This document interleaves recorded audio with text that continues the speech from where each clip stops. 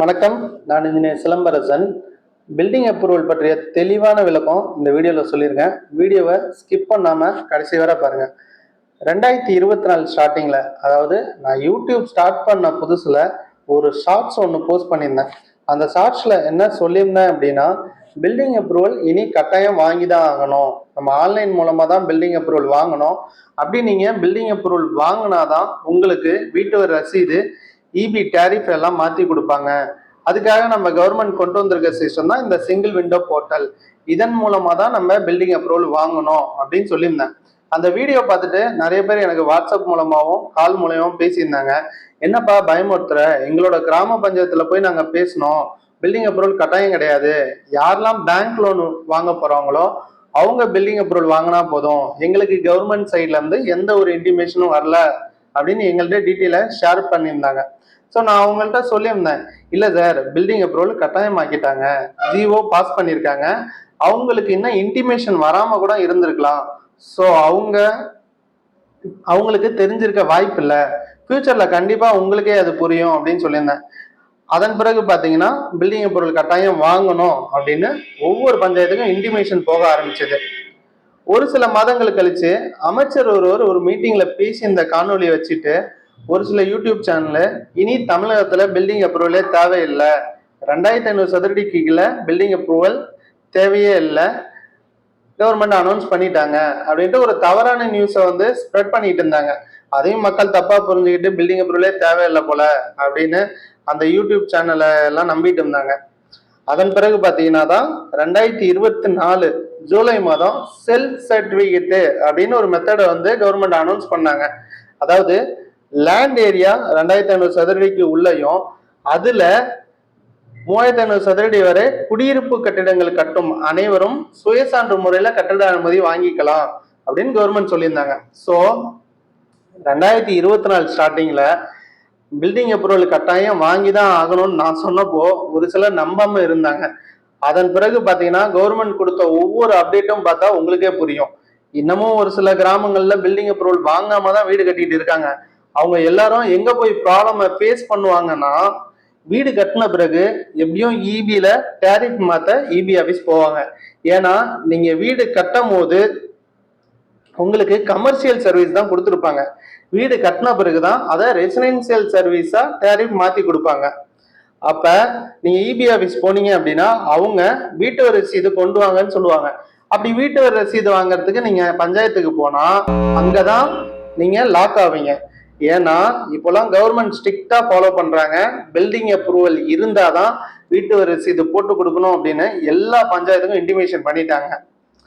சரிப்பா, நான் அப்போ பில்டிங் அப்ரூவல் வாங்கல, அதான் நான் இப்போ வாங்குறேன், இதுல என்ன ப்ராப்ளம் அப்படின்னு ஒரு சிலர் கேட்பீங்க. 2024 டிசம்பர் வரைக்கும் கிராமத்துல தலைவர் தான் அப்ரூவல் கொடுத்துட்டு இருந்தாங்க. ஆனா இப்போ அப்படி இல்லை, மொத்தமா எல்லாமே பிடிஓ கண்ட்ரோலுக்கு வந்துருச்சு. 2024 வரைக்கும் தலைவர் அப்ரூவல் கொடுத்துட்டு இருந்தப்போ ஒரு 1000 சதுரடி அளவுல வீடு கட்டுறதுக்கு கவர்மெண்ட்டுக்கு நீங்க 17,000 20,000க்குள்ளதான் உங்களுக்கு அப்ரூவலுக்கு செலவாயிருக்கும். ஆனா இப்போ செல்ஃப் சர்டிஃபிகேட் வந்த பிறகு மொத்தமாவே எல்லா அமௌண்ட்டும் மாத்திட்டாங்க. இப்போலாம் பில்டிங் அப்ரூவல் பஞ்சாயத்துல நீங்க வாங்கணும் அப்படின்னா ஒரு சதுரடிக்கு 37 ரூபா நீங்க கவர்மெண்ட் கட்டணும். அப்படின்னா 1000 சதுரடி கட்ட 37,000 செலவாகும். இது இன்ஜினியர் சார்ஜ் இல்லாம. ஸோ 2024 வீடு கட்ட ஸ்டார்ட் பண்ணவங்க அப்போ பில்டிங் அப்ரூவல் வாங்கியிருந்தாங்க அப்படின்னா அவங்களுக்கு 20,000க்குள்ளதான் செலவாயிருக்கும். ஆனா இப்போ அவங்களுக்கு 37,000க்கு மேல செலவாகும். அப்படியே டபுள் ஆகிடுச்சு. இதுக்கு தான் பில்டிங் கட்டுறதுக்கு முன்னமே அப்ரூவல் வாங்குங்கன்னு சொல்றோம். ஒவ்வொரு நாளும் கவர்மெண்ட் புது புது ரூல்ஸா கொண்டு வந்துட்டு இருக்காங்க. அப்ரூவல் பிளான் வாங்கலைன்னா என்னெல்லாம் ப்ராப்ளம் சந்திப்பீங்கன்னு சொல்லிட்டேன். ஆனா அப்ரூவல் ப்ராப்பரா வாங்காம தவறா அப்ரூவல் பிளான் வாங்கினா என்ன ப்ராப்ளம் வரும்னு மக்களுக்கு இன்னும் புரியல. எப்படி இருந்தாலும் லாக் ஆகிறது மக்கள் தான். நம்ம கவர்மெண்ட்ல பில்டிங் அப்ரூவல் 2 முறையில வாங்கிக்கலாம். ஒன்று ஸ்க்ரூட்டனி மெத்தட். இந்த முறையில் நீங்கள் பில்டிங் அப்ரூவல் அப்ளை பண்ணுனா உங்களோட பஞ்சாயத்து கிளர்க்கு இல்லைன்னா பிடிஓ சைட் விசிட் பண்ணுவாங்க. அவங்க சைட் விசிட் பண்ணதுக்கு அப்புறம் எவ்வளோ பேமெண்ட் கட்டணும் அப்படின்ட்டு அவங்க தான் அதை கிரியேட் பண்ணுவாங்க. அந்த பேமெண்ட்டை நம்ம கட்டினதும் பிடிஓ சைட்ல இருந்து அப்ரூவல் கொடுக்குறாங்க. சரிங்களா? இதுல மேக்ஸிமம் எந்த ப்ராப்ளமும் வரப்போறதில்ல. ஏன்னா அவங்க தான் சைட் விசிட் பண்ணி அப்ரூவல் கொடுக்குறாங்க. இதுல எந்த ப்ராப்ளமும் வரவதில்லை. ரெண்டாவது முறை தான் இந்த சுய சான்று முறை, செல்ஃப் சர்டிஃபிகேட்னு சொல்லுவாங்கல்ல, அந்த மெத்தடு. இந்த முறையில நம்ம ஆன்லைன் மூலமா அப்ளை பண்ணா உங்க வீட்டோட ஸ்கொயர் ஃபீட் அளவை பொறுத்து கட்டணம் எவ்வளோ அப்படின்ட்டு அங்கே ஆன்லைன்லேயே கிரியேட் ஆகிடும். அதை நீங்கள் கட்டின உடனே ஆன்லைன்லேயே உடனடியாக அப்ரூவல் கிடைச்சிரும். அதை அப்போதைக்கு யாருமே வெரிஃபை பண்ண போறதில்ல, ஆனால் உங்களுக்கு அப்ரூவல் கிடைச்சிரும். இங்கே தான் ஒரு சில கஸ்டமர் வந்து பெரிய தப்பு பண்ணுறாங்க. கவர்மெண்ட்டுக்கு ஏன் இவ்வளோ பணம் கட்டணும்னு சொல்லிட்டு வீட்டோட ஸ்கொயர் ஃபீட் அளவை கம்மி பண்ணி செல்ஃப் சர்டிஃபிகேட் முறையில் கம்மி அமௌண்ட்டுக்கு அப்ரூவல் வாங்கிடுறாங்க. ஏன்னா அவங்க கட்டினது ஒரு அளவா இருக்கும், செல்ஃப் சர்டிஃபிகேட்ல அப்ரூவல் வாங்கின ஒரு அளவா இருக்கும். சரிங்களா? என்னதான் நீங்க செல்ஃப் சர்டிஃபிகேட் முறையில இப்போதைக்கு அப்ரூவல் வாங்கி ரசீது வாங்கிட்டாலும் நீங்க ஆன்லைன் மூலமா அப்ளை பண்ண டீட்டெயில்ஸ் எல்லாமே உங்களோட பஞ்சாயத்து லாகின்க்கு போயிருக்கும். அதுல சைட் இன்ஸ்பெக்ஷன் அப்படின்னு ஒரு ஆப்ஷன் இருக்கு. உங்க சைட்டை விசிட் பண்ணி நீங்க தப்பா அப்ரூவல் வாங்கினது தெரிய வந்தா உங்களோட அப்ரூவலை கேன்சல் பண்றதுக்கு அவங்களுக்கு அத்தாரிட்டி இருக்கு. அப்படி அப்ரூவல் கேன்சல் பண்ணிட்டா நீங்க கட்டின பணத்தையும் வாங்குறது ரொம்ப கஷ்டம்.